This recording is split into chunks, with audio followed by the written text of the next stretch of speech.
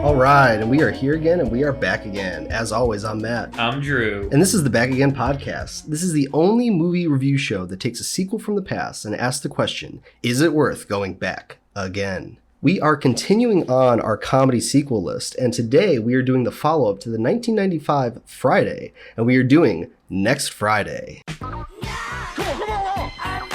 Daddy, stop! This is the rematch! Punch it!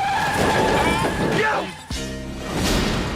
Now, Craig, it's gonna be different living out here. Don't let your uncle or your cousin get you into any kind of trouble. Next Friday comes out in 2000. It is once again written by Ice Cube. It is directed by Steve Carr. It stars Ice Cube, Mike Epps, John Witherspoon, Justin Pierce, Don Curry, Tommy Lister Jr., Clifton Powell, and Lisa Rodriguez. Next Friday, this takes place not next Friday, but 4 years after. The title's misleading because they pick an arbitrary Friday 4 years later, and then it's that next Friday. Yeah. So it's not the next Friday, it's a next Friday. Yeah. But I was confused because they say it in a really quick throwaway line that it is 4 years later. Yeah. Because they do it through Debo. Debo's been in prison for 4 years, but if you're not like really paying attention, like we had to rewind it because I was like, oh wait, it's next Friday, and you're like, oh, did he already get like prosecuted and like what did he got a trial in that short amount of time? Well, do we need to give a breakdown before we start talking about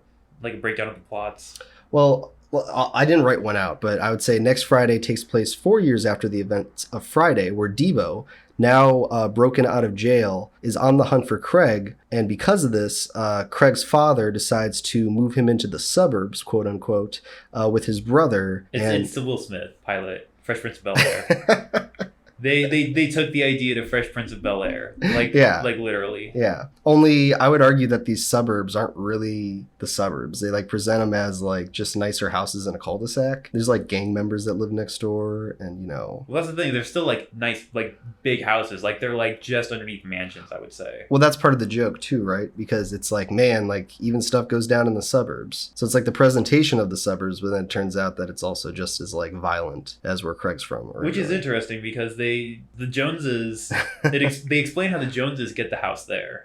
Craig's uncle, because they won the lottery. Yeah, he wins the lottery. But like, how the gangsters, or how does the other neighbor, how do they like afford those mansions? They're not like, you think that they would be surrounded by like uppity, like I guess white, like suburbanites, but they're surrounded by other people from the hood. Well, I mean, we would probably like assume that the gangster neighbors are there because they're like, you know, drug dealers and stuff, or they're just gangsters with money. I mean, really quick, I mean, let's just continue on this plot because I want to get to the gangsters and the money, because that becomes like the whole third act in the big like battle. Yeah, we do a bad job of breaking down the plots. We need to do a better job of like actually describing the movies. Well, very similar to all the sequels that we've done through all the seasons. There's going to be like kind of copies, right? Callbacks. But mostly like in the plot too, where it's another plot that involves we have to get money by a certain time. In the first one, it's giving money to a drug dealer by 10 p.m. In this one, it's we have to give money to the bank or else they're going to auction off their uncle's house. Yeah. Right? And that's essentially the, what do you want to call it? The main motivation for the two movies. And they have to just get money, I guess. So in this one, they just decide that they're going to have to get money by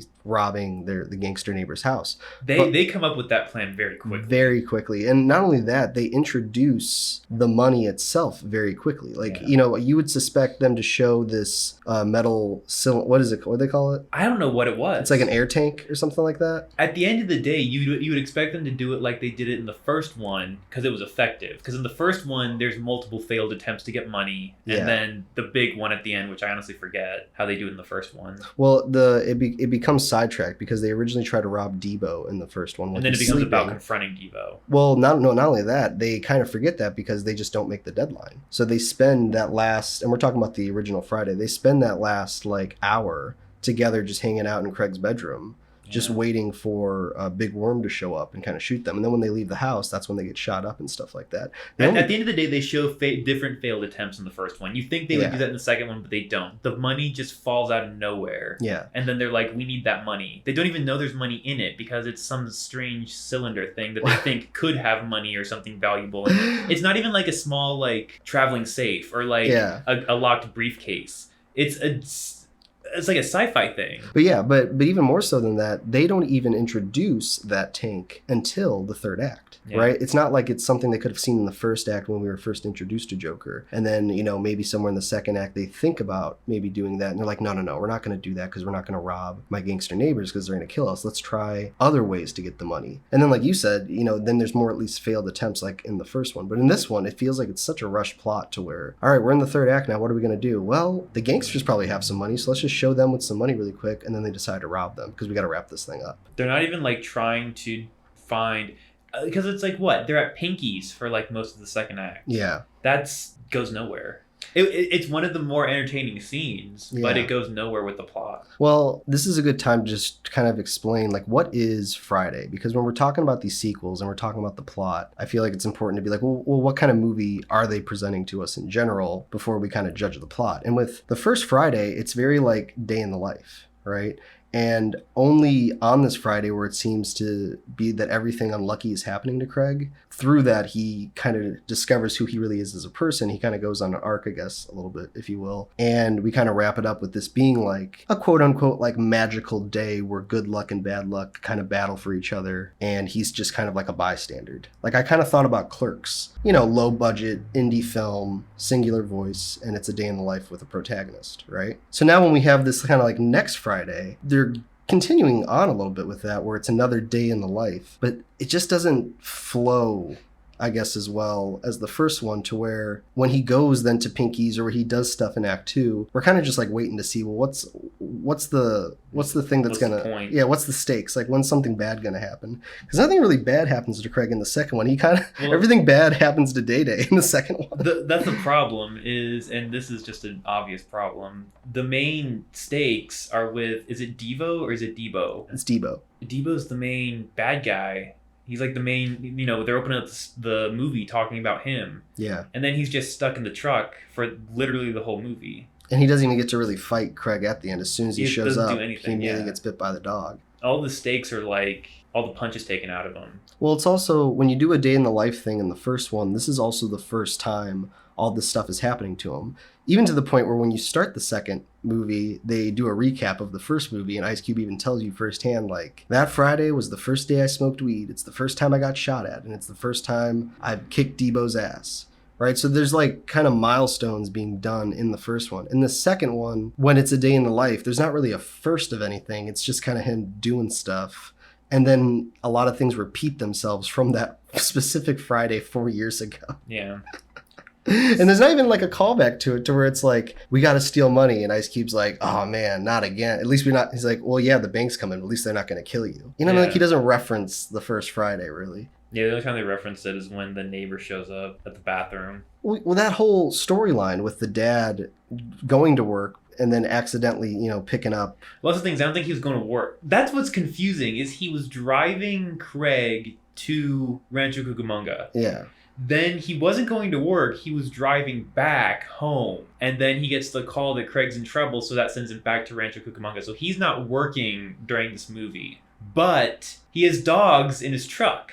I think he's on the job. I think it's his day off, and he keeps the animals in his truck. It's like, all right, I'm clocking out on the day before my day off. These dogs will last until I get back on the clock in 2 days. I think so he just keeps them in the truck. I think it's more interesting that he makes it back into town so quickly enough to have lunch and then to use the bathroom for Debo and this new character that they introduced that we're just like supposed to know, but he doesn't look familiar. The guy that he's chained to. He's just the other prisoner. I know, but he's called him like, I'm your brother, like, let me out. Like, there's a moment when he was still trapped inside the dog cart, like in the third act when Debo finally gets out. And he says something like, come on, man. Let me out of here, man. Come on, man. I'm your brother, man. Debo! Come on, man. Don't do this to your own brother, man. I don't know if he meant specifically that he is his actual brother in jail with him that he escaped with. I don't know. The point is that they just introduce a whole new character that's like, okay, I guess he's on this journey with him. And that whole storyline with the dad and with Debo and the third guy, it feels like a C story that's supposed to be there just for comedy, right? But it's the main bad guy.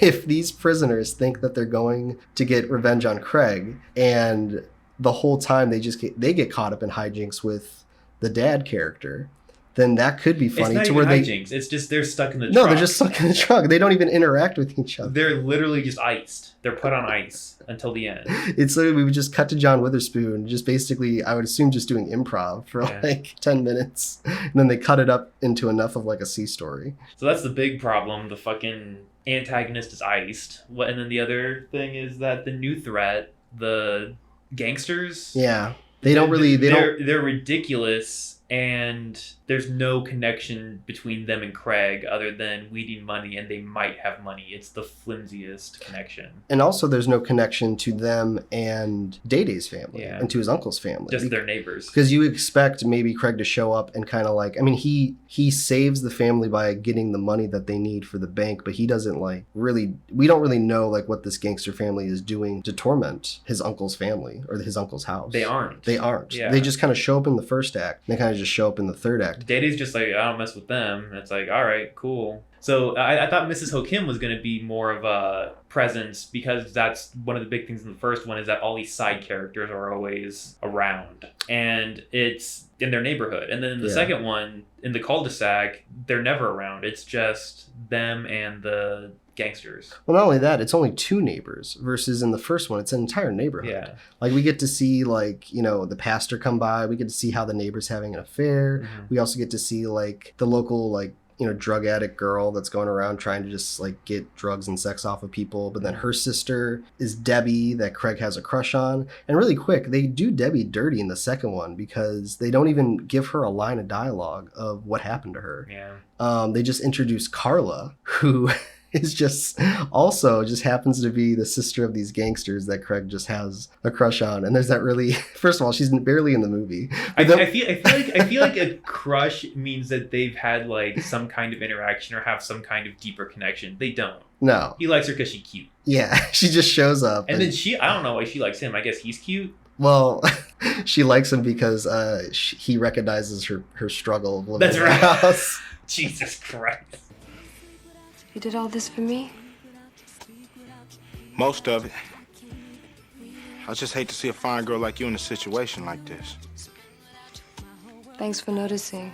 None of the dialogue made me laugh in the room way in the first one, but this one has some of the room dialogue. But in general, I don't think these neighbors are as interesting. And when everybody kind of meets up at the end of the first Friday, it feels justified because this neighborhood is such like a tight-knit community that it would make sense that all these kind of random storylines eventually kind of cross over. But in the second one, when the storylines kind of cross over, it feels like just to kind of wrap things up at the end versus some kind of thing. Yeah, I was asking you at the end of the movie, I was like, does Carla come back at the end? Because the last time he sees her, it's in the bedroom, like talking. And then he kind of falls out the window and then she kind of goes away. And then at the end of the movie, you would expect him to at least like have a conversation with her after, you know, all the brothers get arrested. And she's like, thank you for getting my brothers arrested. But they set that up because she's like, next time, page me first. And then I'm like, oh, they got a pager. Oh, they never use they never page her. So they set it up like he's going to call her at the end or do something. Like leave a message. Maybe and they never do that. Maybe even when he's walking out of the house finally to go join his dad to drive back home, he looks at the number in his pocket and he thinks, maybe next Friday. Or maybe Friday after next or something like that. Yeah, there you go. Interesting enough, there is an alternate ending to this movie. I feel like it would honestly be better than the ending they chose. Well, and I kind of set this up by giving that pretend ending with him saying that, because in the alternate ending, he actually does say Friday after next. So when he's saying goodbye to Day-Day in the hallway before he leaves the house, in the original ending, Day-Day asks like, when can I come and see you? Fuck your neighborhood up. You can't. All right. Then it's just a hard cut to him going outside. He sees Day-Day's ex and her sister throw another brick at the car, and then he goes, well, I guess everything's wrapped up. Yeah. That's the thing. Wait, hold on. So he does that, and then he just drives off about how everything good ends on a Friday. In the alternate ending, he's back in that hallway with Day-Day. Day-Day asks him, when can I come and see you? Fuck your neighborhood up. I don't know, probably Friday after next. All right. Then he comes outside. Instead of the pregnant ex and the sister throwing another brick at the car, we see Carla pull up in her brother's car in the driveway. Yeah. She steps out, looks at Ice Cube, looks at Craig, blows a kiss, and then Craig goes, well, and then it's the same narration again. And then that's like the alternate ending. So it's weird that they changed it to where they're like, you know what, cut out Carla. Let's try to squeeze another joke in with the ex and the sister messing up Day-Day's car. I think it's a more justified reason for that narration to be like, well, another day, when it's the Carla ending. Yeah. But they didn't even change the narration. And it's all of this stuff you mentioned it earlier. It's like nothing bad happens to Craig like it does in the first one. All just happens to Day-Day. Yeah. And to the point where it's almost like a joke, where it's just like, oh ha, something else bad is happening to Day-Day, and it's like the character's likable, but what's the point? Yeah, and like they don't really pay that off in any way. Where that's the end. The payoff is that they're banging his car up again. I know, but at the same time, it's not like anybody learned a lesson, or it's not like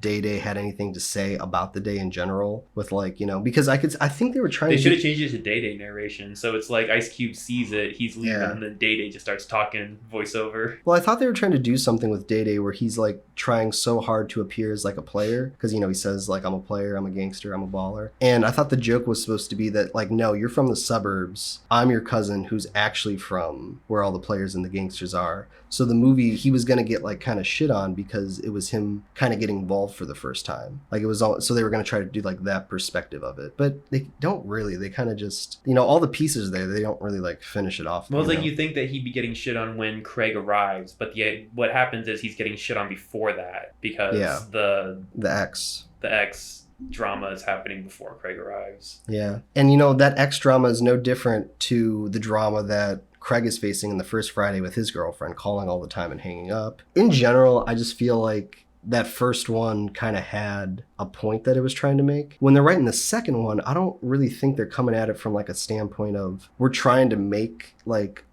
tell a story that resonates true life for us. I think in the second one, they're just trying to make a comedy. Yeah. Right? And when you do that, there's more like kind of funny beats or moments or set pieces, but then the plot's just kind of thrown in at the last minute, and it feels like, oh well, because like that first one's not amazing, but there's a clear voice to it, and there's a clear beginning, middle, and ending, which makes it really clean and neat. Another reason why that first Friday also I think pops out is because it's the directing debut of F. Gary Gray. I mean, he's done movies from The Negotiator, The Italian Job, Law Abiding Citizen, Straight Outta Compton, The Fate of the Furious. He did the bad Men in Black International, but the point is like he's a good director, and he's had a very good career. And I just think that there's like a voice to that first one, even from a directing standpoint, that's a little bit more unique, that sticks out. Whereas in the sequel, you get Steve Carr directing it, and Steve Carr. What has he done? He's done, he did like Dr. Dolittle 2, Daddy Daycare, Are We Done Yet, Paul Blart. And I don't think that Next Friday is like directed bad by any means. I think it's there really isn't like a style to it. I think it's just a really like it's there to film the comedy. I think he just like gets the job done. But there's nothing really in the script for him to maybe give a perspective on, where I think there is a more kind of focused perspective in that first one. Now, we always do the Rotten Tomato scores as well. And even just to kind of strengthen this argument, the first Friday, which is just Friday, it's got a 76% on Rotten Tomatoes, right? But Next Friday has a 21%. Yeah, makes sense, yeah. And the reason why it's even made is because the budget for Friday was like $3.5 million. And they made $27.4 million at the box office. And the budget for Next Friday, they get $11 million, and their box office is $59.8 million. Well, that's still not bad. It's the highest grossing movie in the franchise, even though it's got this and then Friday After Next don't have very good Rotten Tomatoes scores. But yeah, I don't know. It just feels kind of like the reason why we do this podcast is because an original movie comes out, it becomes successful, and then because of that success, they decide to make a sequel. And I think that Next Friday is a perfect example of that argument. Do you want to talk about comedy sidekicks? Oof, do we have to? It's not a strong point for this. I did like, what's his name, Mr. Pinky? Yeah, the Pinky sequence was really good. Yeah, Pinky was really funny. And I actually know for a fact that he returns for Friday After Next, because I think a lot of people like his character as well. Mm-hmm. I do want to go back, though, and just talk about the comedy sidekicks, right?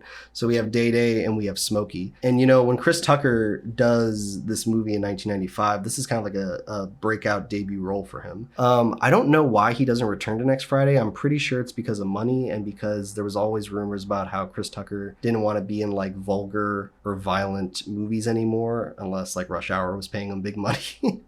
So what do? We introduce a new character, which is Mike Epps, who plays Day-Day, and he essentially kind of has to be the same. What I'm glad that they don't do is I'm glad that they don't repeat that character to a certain degree or try to like imitate him. Yeah, and at least they reference him in this one too, not like the girlfriend. Only as in a throwaway line in the beginning. And I mean, yeah, if you're gonna do a throwaway line in the beginning, why not just mention Debbie as well? But yeah, I mean, they say that Smokey went to rehab, even though at the end of Friday he was like, "I was just kidding. You know, I'm not gonna do that." At least Day Day doesn't try to. He's his own kind of singular voice, right? What do they try to do? They try to make it a comedy duo.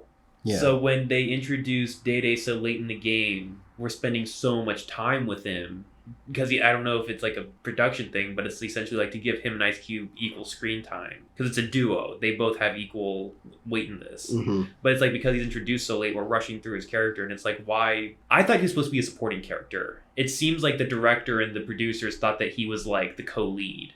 Well, and I don't understand why. Well, Craig doesn't know anybody in the like. He's got to be kind of our introduction to this new part of town. So he's going to know all the side characters that Craig has to interact with. But there are no side characters. Well, there are side characters. They're just not as dynamic or interesting as the side characters in the first one. But like I said, quantity-wise, there's not as many. There's like 3. Well, even also just an arc for the side character. Like I would say Smokey probably gets the better arc in the first one, but I think Day Day is a little bit funnier. Like everyone's shitting on him, and he can just kind of complain and stuff like that. Like when they're getting duct taped, and he's singing "Friends." Friends, ones we can depend on.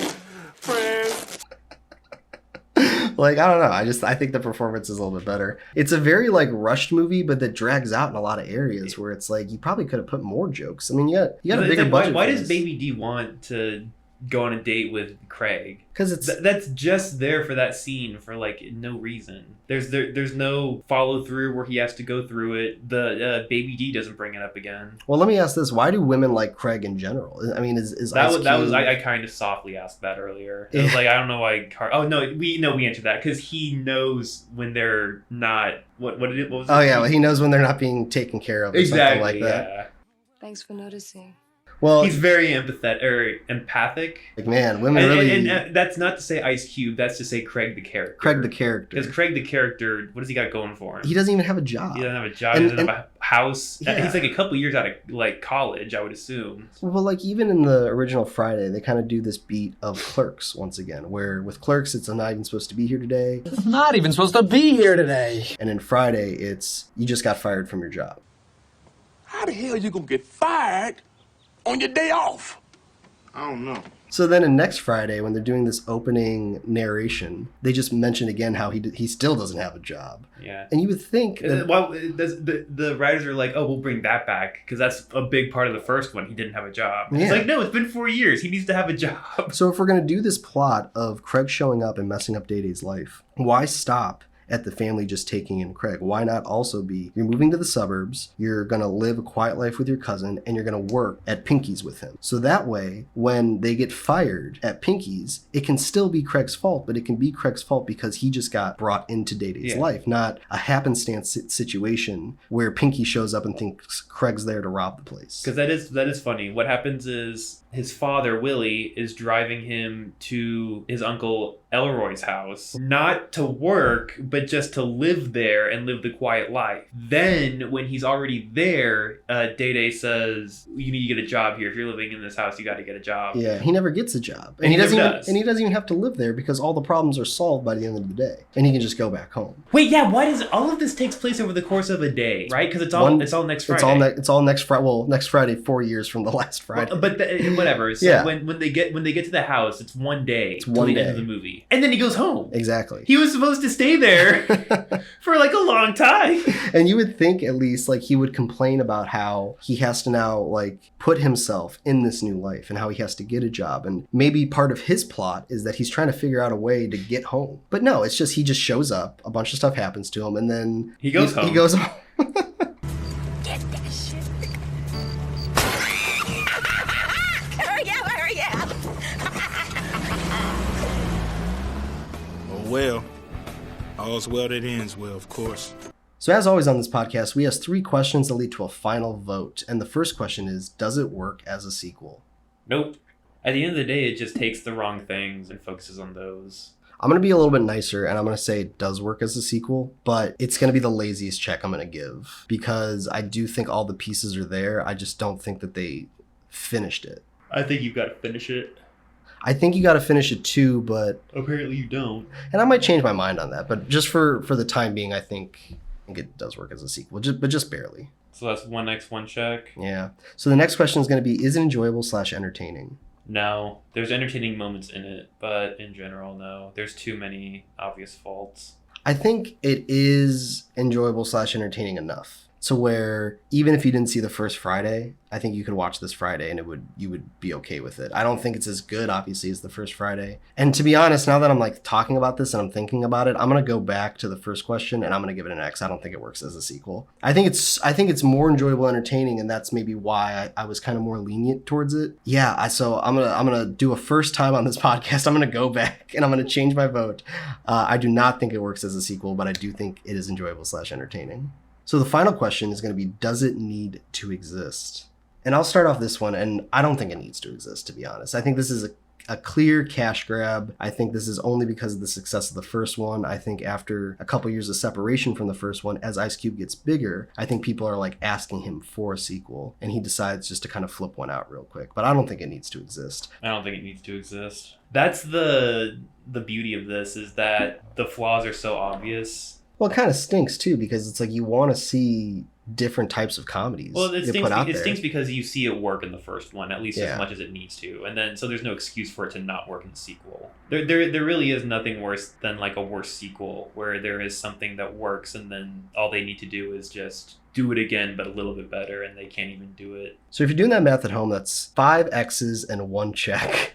So it's going to get a big X for not worth going back again. As always, thanks everybody for listening. If you like this episode, make sure you like, subscribe, comment below. All these episodes are available wherever you listen to podcasts, and you can actually watch these reviews with video on YouTube. Just subscribe to What a Guy Productions. And outside of that, I don't know, you got anything else to add, Drew? Sorry about today. All right, we'll see you next time. Bye, bye, bye, bye.